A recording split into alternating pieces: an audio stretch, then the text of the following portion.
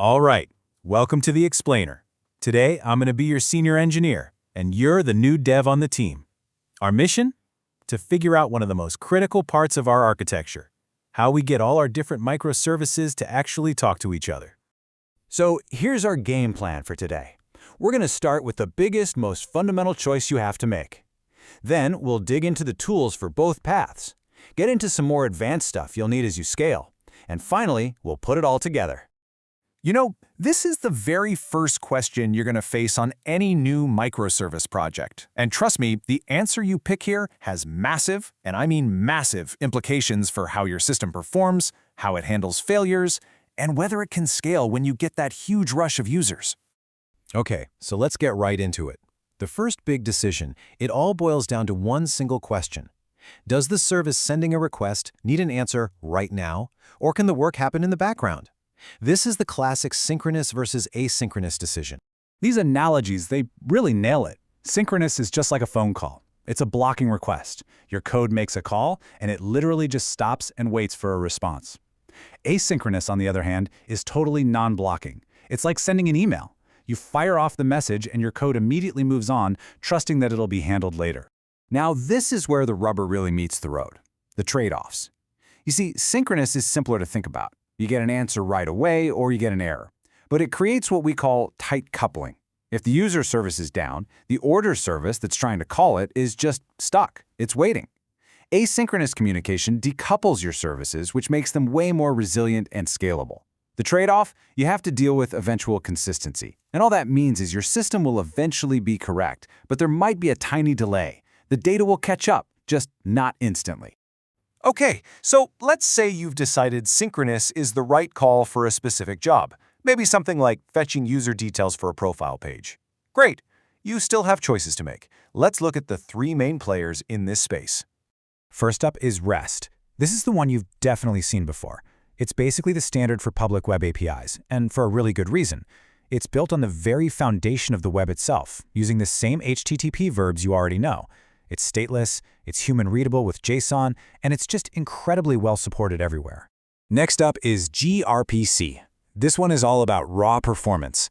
It's designed for high-speed internal communication, and it takes advantage of HTTP/2 for cool stuff like streaming in both directions.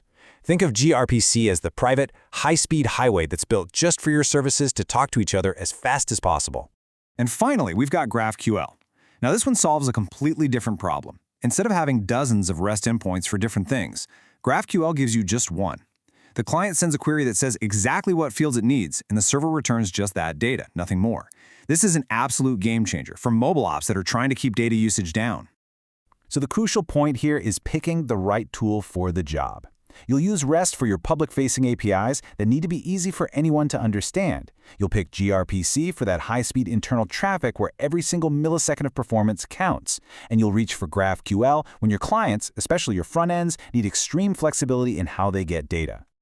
All right, let's switch gears and go down that other path. What if you chose asynchronous for tasks like processing an order or sending out a bunch of email notifications? Well, then you're going to need a middleman. You're going to need a message queue. The best way to think about a message queue is as a super reliable post office for your services. A service can drop off a message and immediately just walk away, trusting the queue to hold on to it and make sure it gets delivered, even if the recipient service is offline or busy. This is really the key to building resilient systems that can handle failures. The two giants you'll always hear about in this space are RabbitMQ and Kafka. They're not exactly the same, though.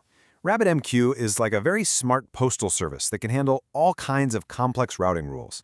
Kafka, on the other hand, is more like a high-speed conveyor belt. It's a platform built for absolutely massive streams of data and real-time processing.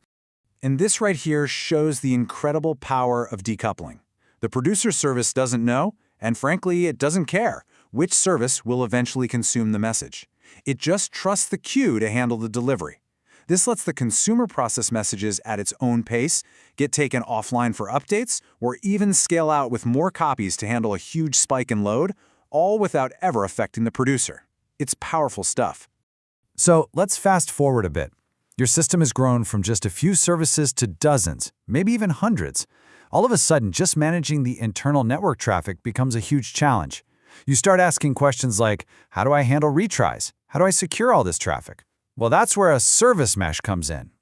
A service mesh, something like Istio, works by adding a small, intelligent proxy, we call it a sidecar, right next to each of your services. These sidecars intercept all the network traffic going in and out. They talk to each other and are all controlled by a central control plane, creating this smart, programmable network layer right on top of your normal one.